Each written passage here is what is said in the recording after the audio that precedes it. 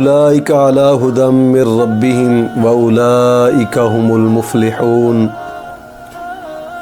وہی لوگ اپنے رب کی طرف سے ہدایت پر ہیں اور وہی مراد کو پہنچنے والے ہیں۔ اولئک اس میں اشارہ ہے، اور یاد رکھیے گا کہ اشارے کے لیے ضروری ہوتا ہے کہ سننے والے کو محسوس ہو،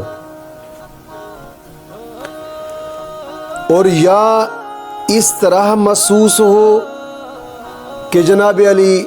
وہ دیکھ رہا ہے،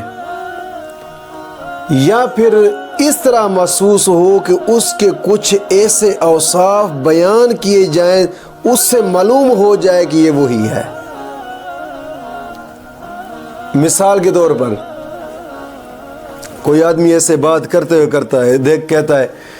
یار ایک ایسی ہستی ہے جس نے چاند کے 2 ٹکڑے کیے تھے، یار ایک ایسی ہستی ہے کہ جس نے ڈوبے سورج کو واپس موڑا تھا، یار ایک ایسی ہستی ہے کہ جہاں سے گزرتے تو پتھر کلمہ پڑھتے، ایک ایسی ہستی ہے کہ جہاں سے گزرتے تو درخت بھی درود و سلام پڑھتے۔ مومن فٹ سمجھ جائے گا وہ ایک ہی ہستی ہے، وہ ہے مدینے کے تاجدار۔ یاد رکھیے گا کہ کچھ اوصاف ایسے بیان کیے جائیں کہ وہ مثل محسوس کے بن جائیں۔ اگر یہاں المتقین سے مراد جماعت صحابہ تھی